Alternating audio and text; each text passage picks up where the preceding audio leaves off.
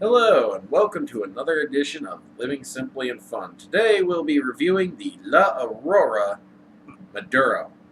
This is actually a sun-grown. Is this the last one on our list? This is the last of our Auroras. I saw one recently. It was this one. And I asked Aaron if we tried it, and he said yes, but these barrel eights look pretty mighty fine, yes, we have tried it, and I don't think we were too keen on it. But anyways, this is the Aurora, which is a sun-grown Maduro. It received a 90 rating from Cigar Aficionado. Interesting thing about the tobaccos. All the tobaccos are grown on apparently one single farm in the Dominican Republic in Santiago de los Caballeros. All of the leaves are from the same priming, and all the leaves are cured and dried together before being rolled.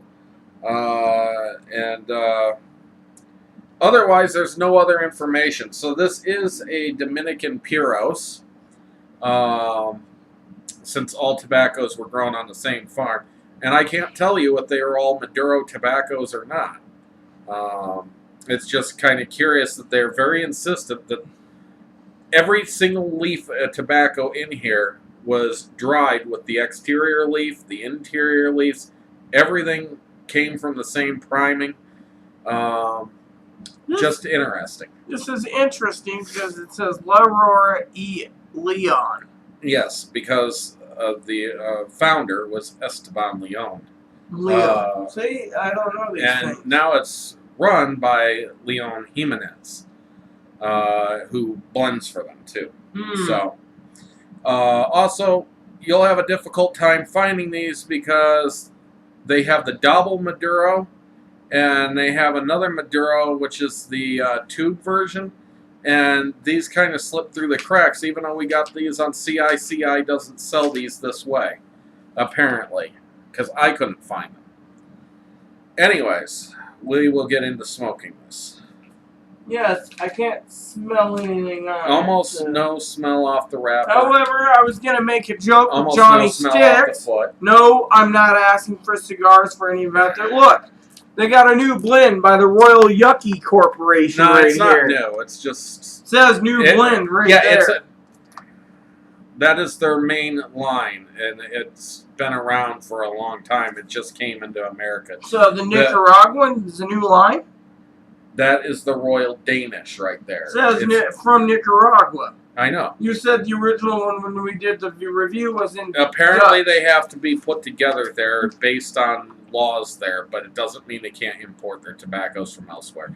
Anyways, back to this cigar. Instead of talking about the Royal Danish Yucky Company. Although I'm probably being a little harsh on them. I've only had one of their cigars, and it was absolutely gross. And I know one person who does absolutely love this cigar. So... Say what? Say, well, what you talking about, Willis? Yeah, that's almost vomitous. Good draw on this. No flavor on the dry hit either. I'm just hoping this isn't a flavorless cigar. It's a low Aurora. They're not known to be flavorless, but then again, Rocky Patel is not very well known, and that was so flavorless we had to have something else. Before I light this, because, you know, Aaron lighting his, I want to say something. To Johnny Sticks, Aaron brought to my attention yesterday on the dog walk that you were talking about Padrones. Now, let me give you my insight on the Padrone. I got a Padrone Torpedo that was about $33 to $40 a stick. Aaron gave it to me as a Christmas present, and I had it for, I think it was New Year's when I smoked it. I let it humidify a little while, like 30 days. When I did get around to smoking it, it had no flavors. It was a dead cigar. I mean, it was one of those that you could age for 10 years and hope like heck the cigar in your humidor flavored it, but it didn't have any flavor, and the only thing it was worthwhile, in my opinion, was I can brag about having a serial numbered cigar, which in the market right now, I believe there's only like 4 cigars out there that are serial numbered, one being the CAO Vision.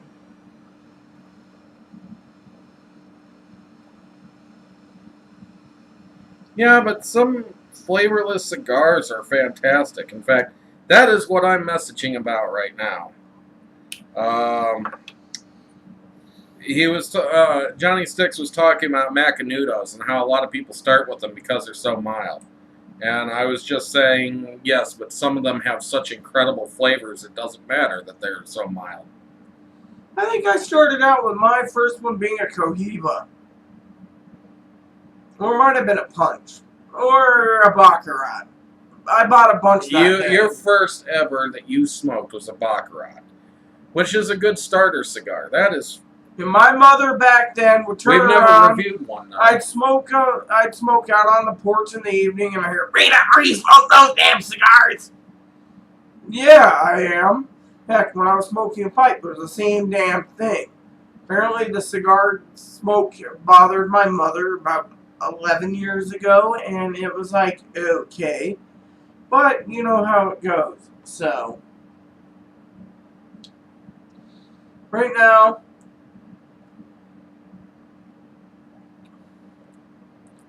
I'm picking up hints of cedar and toasted walnuts. I'll agree with the walnuts. There's kind of a buttery grilled flavor to it, too, almost like a grilled cheese, sort of. Yes, I was thinking that, and a creaminess with cream. So And a little bit of pepper. Yeah, don't forget the pepper there. It seems there to be is a a bit... light tingling pepper on the end of my lips and in my You're getting it tongue. there. I'm getting it towards the back of my tongue and the roof of my mouth. Yeah, I'm getting it 3 places, but you get the idea. Very tasty. From the fact that there was no scent off the wrapper, no scent off the front, and no taste off the dry puff, I figured this was going to be flavorless. One thing I will say is if you can see my wrapper, it has a really bad crease in it, like somebody had folded the leaf in half or something before putting it on here. And Rita's kind of the same way. It's a gnarly looking wrapper. But definitely decent smoke so far. Yucky wrapper or not. I don't care if a cigar looks like garbage if it smokes great. Honestly, that's the truth of the matter. There has been cigars I have seen that look horrendous and they smoke really good. I'm still partial to La Diferencia Cubana, which is an ugly looking stick. But it smokes like a dream. It smokes good, even though it's wonky as hell, too. I still like it. I want to give a shout out to one of our sisters of the Leaf that smokes a cigar from time to time. Hey, Jessica, hang in there, girl. And I love the pictures of Zachary, your little doggy. Aaron? So, stay tuned for the halfway point. Yes, part 2 of where I'll do a song and dance routine that will have you all... Is it the beer song? Beer, beer. Oh, I could do the beer song. But you will think you're looking at a dancing bear. No, actually, you'll probably run in terror. That's the way I am. See you shortly. Hello, welcome back to the halfway point of this Aurora Maduro. Not to be confused with the double Maduro. And forget the song and dance. I'm not doing it. So, anyways. I thought you were going to do your impersonation of Hillary Clinton. As a song and dance. That would not be entertaining. So, anyways. Gotten to the halfway point here. And so far, I really wish that cigars that I really liked were easier to come by. This cigar so far to me has been absolutely fantastic. I'm loving the kind of grilled cheese toastiness, the buttery grilled flavor. It doesn't have the cheesy flavor or any of that. Don't think I'm saying it tastes like a grilled cheese. Just the outer bread, like if you were to take a grilled cheese and lick it. Okay, slightly salty. Little bit buttery, somewhat toasty, little bit of pepper notes, and there's just a little bit of a kind of earthy flavor too. Really enjoying this. I have to agree. There's some light earth. I'm picking up cedar. It does have creamy butteriness. Tastes like a grilled cheese. Then again, just to be funny and no pun intended, I've had plenty of grilled cheeses in my life, especially the last few months. So I know what he's talking about, and it is completely on the. Unlike the Rocky Patel Edge, this does not have a nice retrohale. This retrohale burns. It will bring tears to your eyes, unless you're really used to them and you love burning retrohales. I prefer not to feel like I have fire in my nasal passages, so I won't be doing that with this cigar.